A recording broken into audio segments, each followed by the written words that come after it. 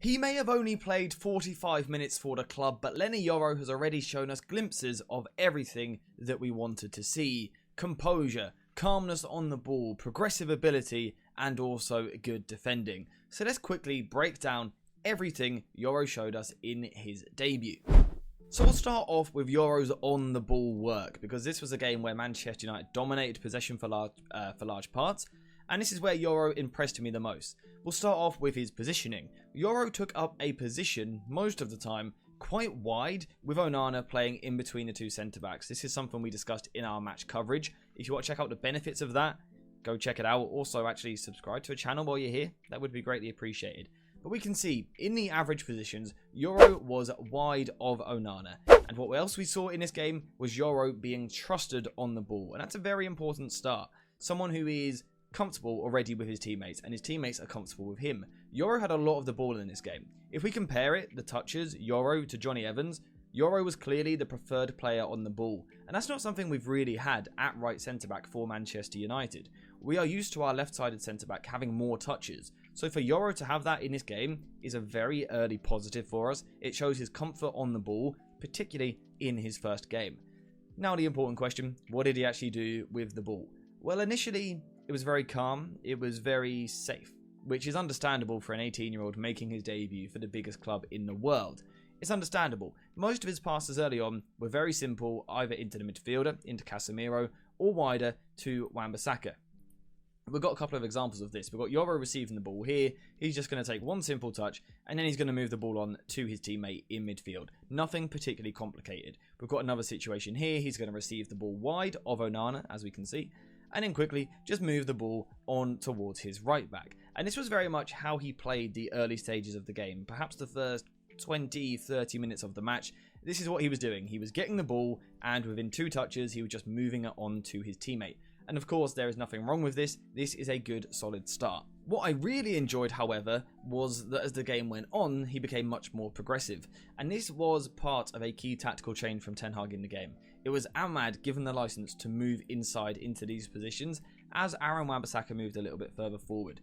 In these situations, Yoro early on was a little bit safe. As he grew into the game, we started to see a real progressive nature here. Someone who was looking to fire passes in between the lines, but showing really good technical empathy. Playing passes that players want to receive. So when you are playing into this player here, you are considering what foot does he want to receive the ball. Of course, with Ahmad, it's going to be his left foot. But also, can I play the pass in a way in which my teammate can actually open his body up and play on the half turn? These are incredibly important things for these players to consider. And Yoro showed it in abundance. And we can see it again here. So Yoro has the ball. And now he is going to be progressive. We can see the patterns. Wan-Bissaka has gone round on the right-hand side. Ahmad has moved into midfield. And Yoro has the ability to find him. Now, if you quickly do a head count on screen here, you can see just how many players he has taken out of the game. And I should say, by the way, quickly, all of this is possible thanks to Want Video Analyzer, an incredible video analysis software. For me, the best there is when it comes to football. It's quality. You have to check it out. There will be a link in the description down below, because it allows us to see things like this. Yoro finding those passes into his teammates in between the lines. And I really liked this progressive nature, because it was something I perhaps had question marks over before the transfer. Of course, it's very early in his career still at United.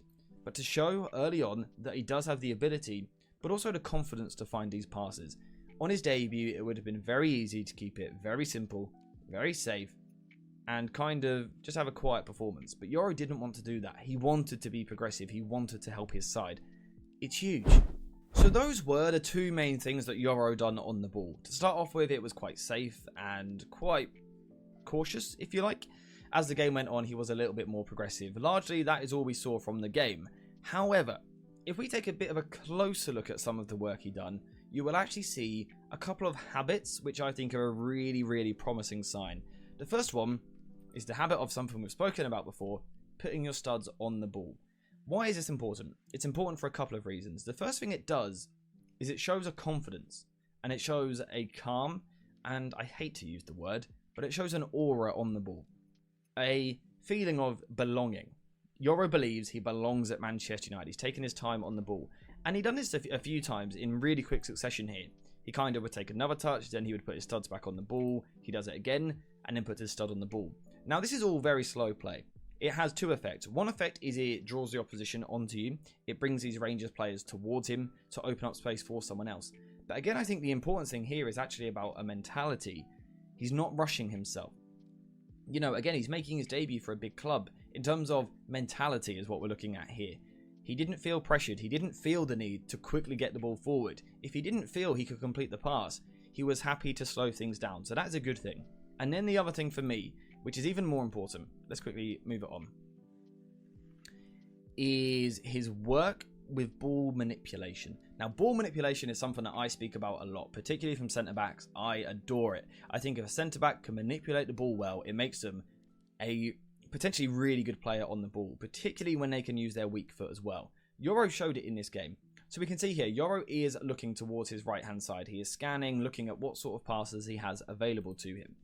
Now, again, we've got the studs on the ball to manipulate the opposition. We can see the Rangers player taking the bait, going towards him, but now we see the effect of ball manipulation and being a two-footed player because of Yoro's ability to play this ball with his left foot. This is a left-footed pass, it is a progressive pass, and it's a pass which he simply couldn't have played with his right foot because the angle would have been completely wrong. This was something which I didn't really talk about too much when Yoro first signed. I didn't really speak about his two-footedness on the ball because I was a little bit unsure. We saw glimpses in this game that he definitely could do it. Now, of course, we shouldn't go overboard. This was a debut, this was a friendly, it was against Rangers. So we shouldn't go overboard, but it's a good sign. And I particularly like this next clip here.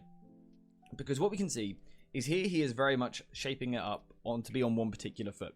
It looks as though normally, you know, he's scanning to his right-hand side, he's looking around him. You would expect a player here to play a right-footed pass. Because if you look at what he's looking at right now, there's no real obvious passes. He could go to Wan-Bissaka on the right-hand side, but it wouldn't be that progressive.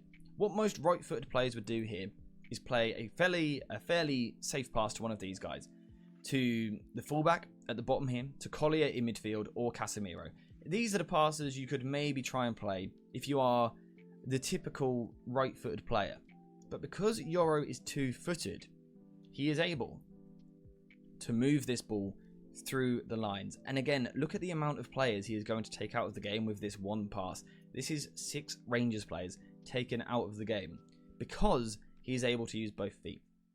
It removes angle bias. When a player can play with both feet, I say it a lot, it doubles the passing options they have available to them. And that has to be something which is good for Manchester United. Because again, we're used to seeing it from the left-hand side because Lisandro Martinez really does bring that to the game. If Yoro can develop into a player which is going to do it as well, then that's really exciting. There was also one more thing that Yoro showed in this game as well that I wasn't particularly expecting, and that was a few long passes. This long pass in particular is getting a lot of attention at the moment. Again, it's nothing spectacular, right? It's a good long pass. It's a good switch out to his teammate on the left-hand side of the pitch. It's a good pass. It's a good pass. But again, what I like about it is that I wasn't expecting it. One of my question marks when talking about Lisandro Martinez and Yoro the other day was, is there enough long passing capability there? Is there players that want to play the switch passes to the other side? I was unsure. Yoro has showed that maybe he could be. Maybe he could be. He also used central long passes as well. This time, going into Wheatley up front. Now, Wheatley done a really good job in this game of acting as a target man. But that's not the important part here. The important part is that Yoro was willing to play that pass. What we are seeing from some young footballers at the moment is we're brought up in this world now where you see a lot of short passing football playing out from the back. Some players don't know when it's right to go long. And as a result, they will play short too much. They will play themselves into danger. Yoro showed, again, it's only glimpses, but those glimpses were there that he is willing to mix up the game a little bit. Again, going long towards his striker. And again, it's a really good sign because it's just showing something different about his game. Nothing that he done on the ball, in my opinion, was spectacular. You know, nothing was groundbreaking. But in terms of if we are looking at just getting a glimpse of what he might be about on the ball, it's a really nice sign. He showed comfort. He showed, you know, the willingness to be a high volume player, having nearly double the amount of touches of Johnny Evans. That's a good sign. He then showed the ability as the game went on to be progressive through the lines, not just with his right foot, but also his left foot as well, and then the long switches. It's all really good stuff from Yoro, and then we had that moment of defensive quality as well, which showcased that side of his game. All in all, I think he had a really good debut. It's important that people don't go overboard. Again, it's just a friendly, it's just 45 minutes, but he did play really well, and I'm looking forward to see how he moves forward from here. But in terms of today's video, we are finished. So thank you guys very much for watching. I hope you have enjoyed it. And as always, I'll see you in the next one.